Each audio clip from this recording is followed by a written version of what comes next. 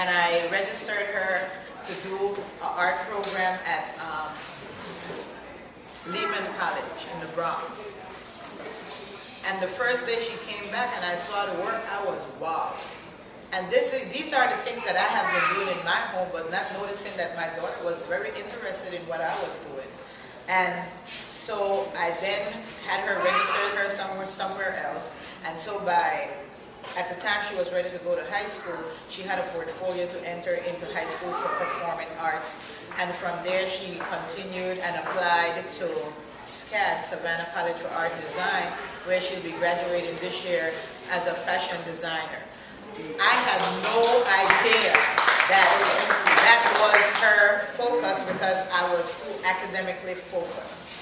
So it is imperative that we have these conversations with our children and encourage, go to school, link with the teacher, encourage them to ask the other children in their class about what they are interested in doing. There are so many careers. There's a career for every child that's in the institution of learning right now.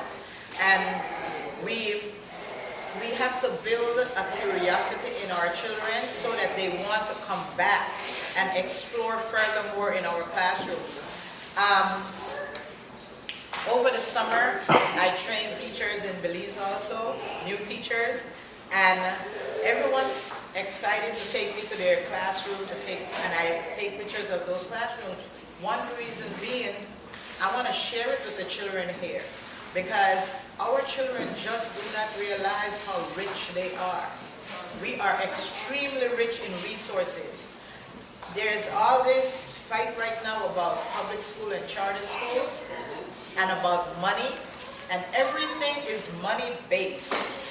Understand one thing, we don't need another dime in the public school to get a good education. There are so many resources that are not used in a classroom.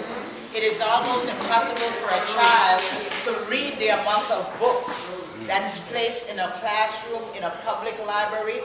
A classroom library in this country is a public library in most other countries where children are performing better than our children.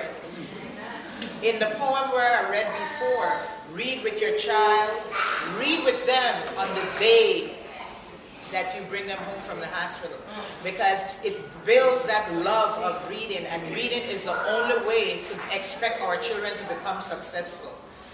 It really don't matter what it is that you say to your children until you act. If you're not doing the work, you are not going to become successful. And if the teachers are not doing the work, and if you're doing your work, you will know that your teacher is not doing the work. And most teachers are waiting. We are waiting for parents to come in and help us with this education process. Because it is only with parents that we can become 100% sure that your child will get what it is that they need.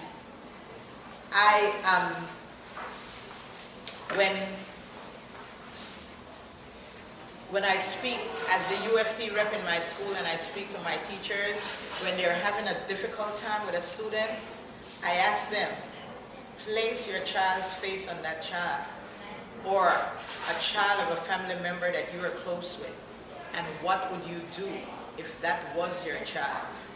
If you're having a problem with a child in your classroom, it is very easy because children are very simple. We as parents and teachers make their lives a lot more difficult than it is, especially parents who want to give their children the things they didn't have. I don't understand that. Your child don't need to have anything. I had a meeting with my classroom. I had a class meeting. I invited all the parents from 6th grade in my school and had a meeting. And I told those parents, cut your television off. Barack Obama asked you to. I am begging you to turn the television off Monday through Friday. They have no need to see anything that's happening on that television. If they need to understand what's going on in the news, buy them a newspaper and have that be the paper that you read. Engage them, read with them. Read something that you think is very important in the government system with your children. Let them understand the process of election, the process of voting.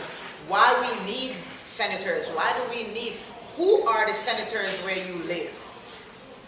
My 6th grade students half of them were unable to write their mailing address. How do we get where a 6th grader do not know what is the address on the mail that's coming to their home? It is impossible. It should be impossible. We are waiting for parents to enter, to connect with us, to teach your children to connect with the process of education and to connect with the process of the curriculum and have them have the best possible future that we can present to them in this United States. And I'm going to end with a poem I wrote recently. This makes me wonder. Sometimes after a difficult day, I go home and I say, how can I make a difference? Even with some of the troubling presents. I think of Carter Woodson, the educator. I think about Thurgood Marshall, the Supreme Court judge. I think of Mary Bethune, an educator.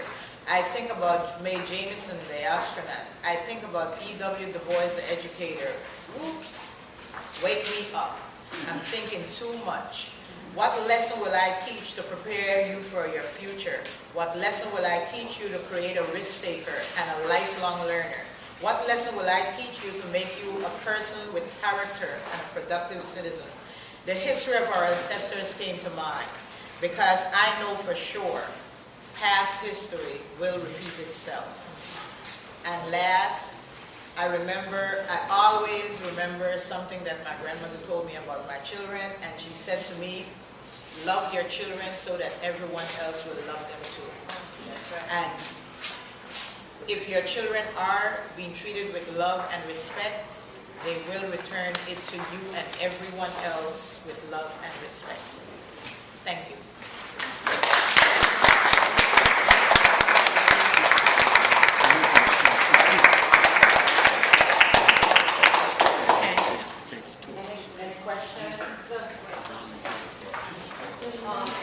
Excuse me, everyone. Can we give a round of applause to Sister